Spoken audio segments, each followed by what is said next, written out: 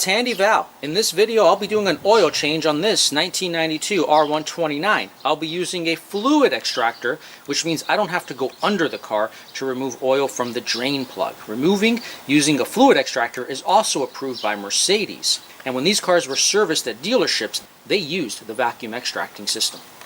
Mercedes makes this easy because the oil filter is accessed from the top of the engine, and the fluid extractor sucks oil from the dipstick. Near the end of the video, we'll find out just how much oil is still left in the car, because I know many of you are worried that the extraction process leaves too much oil in the system.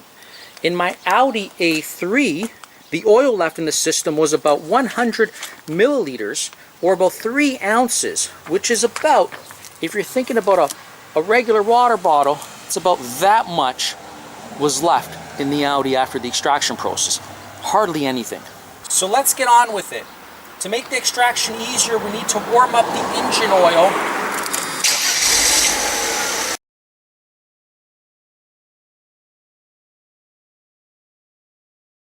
I'll have all the specs in the video description. The oil I am using is regular conventional oil with 10 W40 viscosity. Check your owner's manual for particulars on your climate. I drive this car regularly in the spring, summer, and fall, with an occasional drive in the winter. 10 W40 covers temperatures down to -4 Fahrenheit or -20 Celsius, and for temperatures higher, or anything higher than 80 degrees Fahrenheit or 30 degrees Celsius. Interesting enough, most modern cars only give you one choice of viscosity, but not the R129. Therefore, it's important to check, whether or not you're driving this car in the winter or in the summer. 10 W40, the viscosity is actually a thicker oil and is good for warmer climates or summer driving. This car has about 207,000 kilometers or 125,000 miles. The engine is quiet, and its secret is regular oil changes. I've got most of the history dating back on this car, so it's not so much about conventional versus synthetic, as it's always taken conventional. It's about regular oil change. This engine takes 7.5 liters or 7.9 quarts. The 500 takes 8.0 liters or 8.5 quarts.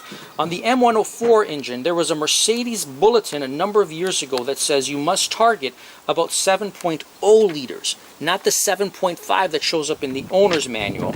And 7.0 liters are equivalent to 7.4 quarts. Again, just to repeat myself, not the 7.9 quarts that's in the owner's manual. So this is near the bottom range of the dipstick.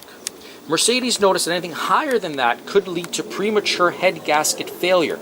Not many mechanics know this, so if you're taking your car for an oil change, let them know of this important information. As far as I know, the 500 SL does not have any special bulletins on oil changes. This job needs a filter wrench, and this filter takes a 74 millimeter 14 flute, easily available online and at many parts places for about $10. Again, I'll have this in the video description. So to start the process, let's take the dipstick out. And here's another tip as well. What you're going to want to do is, well, I should have put that back in, take it out. What you're going to want to do is also kind of just smell the oil, okay? And what you're looking for is kind of hints of gasoline smell. If it does, it could mean you have a problem, likely with your fuel distributor, which usually sits underneath your oil filter. So hopefully your oil smells like oil. And then once you've got it out, you just want to place it on a clean spot. Alright, so now with the oil extractor, I'm going to take the oil extractor stick, and what this does, by putting it into the dipstick hole, what you do is you're going to feel that you actually get to the bottom of the oil pan, and that's kind of where you want to be. Now what we're going to do is we're going to do about 10 pumps. And as you can see, here comes the oil. To make it even easier, you're going to remove this. As the extractor continues to do its job, let's get to the oil filter. So the oil filter is quite simple. You're going to kind of plug this guy in there. Before you do that, you're just going to want to put this right on top of it, okay? Kind of mount it. Okay. You want to do that a little bit, and then once it gets a little bit loose, then you're going to want to do it by hand. Okay, so I'm kind of just taking off the lid. It's coming out quite smoothly. A lot of screws here. Okay. And you're going to want to get the plastic bag ready. It's kind of dripping. Okay, get my bag ready. Drip, drip, drip. And then put it out there. And that's it. That oil is now out. Pump. We're going to give it a few more pumps. Looks like it's going well. Alright, so what we're going to do here now, this thing just kind of yanks itself off. We're going to want to remove, and you're going to want to take note of where the rubber gasket here is. Okay. Take that out. So you always want to use a new rubber gasket, which is always equipped when you buy your new filter. Now, I'm using a man filter. It is made in Germany.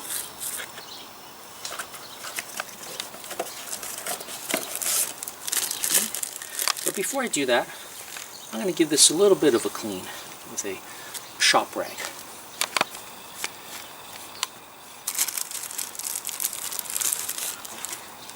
And then with some clean oil, just kind of, you want to just lubricate this. You could use clean oil, you could also use some of the old oil.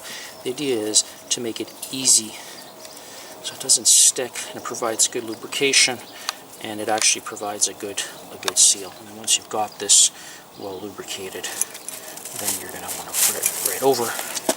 And again, you want to remember the spot, which is right over there, and there you go.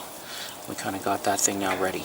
Okay, now let's get a little bit of the lay of the land of the filter. And the way this works, it's got two ends, right? One's a plastic end, one's a little bit of an open end. This open end, there's a spot in the car where the oil filter is, the cartridge or the housing that you're just going to want to push in. And then all you then need to do is then put the lid onto it, and that little component there, actually, if you could tell, inside the cap actually kind of engages itself in there. But the first step to do here is to put this into the housing, and then we'll put the cap on. Hopefully in there the lighting is okay and you can actually see the rod sticking out. Okay, and we're just going to put this guy in there. Okay, and you can sort of feel it, that it's there, and you're going to want to push in. Okay, and that's it. Push it with your hand, you know it will stop, and then you're good. Now you're going to put the filter cap back on, and again you want to do this all by hand here. You're still turning it by hand, it still goes, a little slippery because you got oil on your hand. Okay, you're going to keep turning that, and once you get to about, when it starts to get hard, then you could use the filter wrench. Mercedes here recommends 25 Newton meters of torque. Now what you're going to do is you're just going to kind of just spin it. You can tell as soon as I face resistance, I'm going to stop. Pump. We're going to keep giving this a few more pumps. And it's kind of getting near the end of it, and then maybe jiggle that a bit.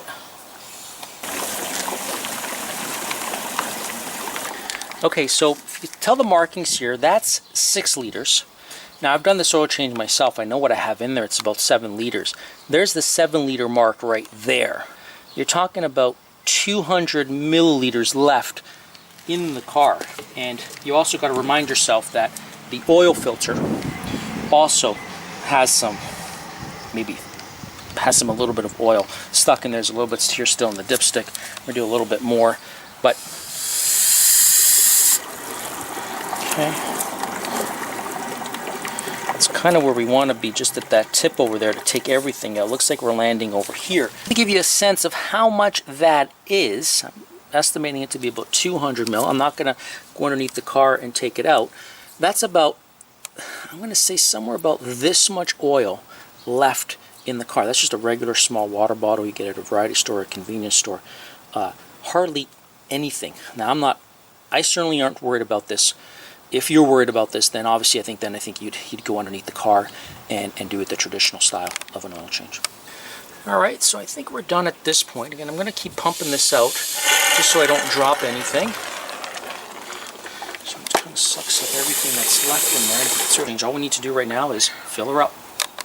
I've already pre-measured these. This is a new one. That's the 5 liters. Okay, and I kind of stopped it at about 2, just so I know. So that's about 7 liters. We're going to see. It kind of gives me some comfort as I'm starting to dump this. I'm obviously going to dump the whole 5 liters in there, and then I'm going to do the remaining 2 liters there, which is just a little bit less than 7 quarts.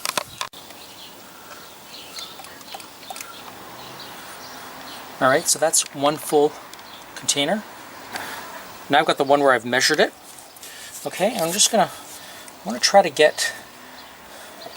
And the objective here is, if you remember, we want to get to the Mercedes bulletin. We want to get to the bottom end of the dipstick. So when you kind of get to a certain point where, you know, I want to get to maybe about like 1 liter left, and then I'm going to start measuring it with the car on. And the idea, so here's the dipstick, and the idea where you want to be, okay? It's got a max, it's got a min. Where you want to be is kind of right there, right where my finger is. You kind of want to be in that bottom third range, okay? Anything higher than that, again, remember the head gasket failures, you don't want to go there. So you want to be very close to the minimum. Now, if you notice your car is actually burning oil, this car doesn't, but some cars do burn oil. The idea still would be, you still want to be in the lower third. However, you know, if it's burning oil, then you obviously never want to make it go below the minimum. You want to check it more regularly, because when, for example, when it's at the max, you're burning oil. It's take a long time before it gets to the min.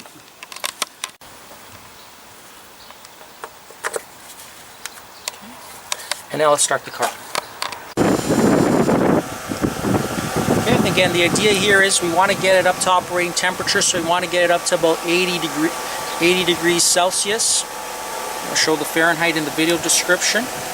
And then you're going to stop the car, let it cool for 2 minutes, and then go in and check with the dipsticks. Okay, now that we got it up to 80, close it. We're going to wait 2 minutes. It's been a couple of minutes now. Take the oil slick out, give it a wipe, stick it back in there. I don't expect that it's actually going to register near the minimums or not, and it's kind of like right at the minimum. Okay, so we're going to pour more into it. I've done a few final touch points here. So we just car's at operating temperature. Waited 2 minutes. Just see where this thing is going to be, and we're hoping to be at the final third range. And if you kind of look at that closely, it's maybe not at the third range, but it's about right there, and that's probably at the maybe 40% range. So I'm going to leave it at that, and that's kind of where you want to target, maybe a little bit lower than what I have there, but I'm comfortable with that. Remember, there's the rubber seal. You're going to want to that's the only place you're going to want to check to see if there's any oil leaks.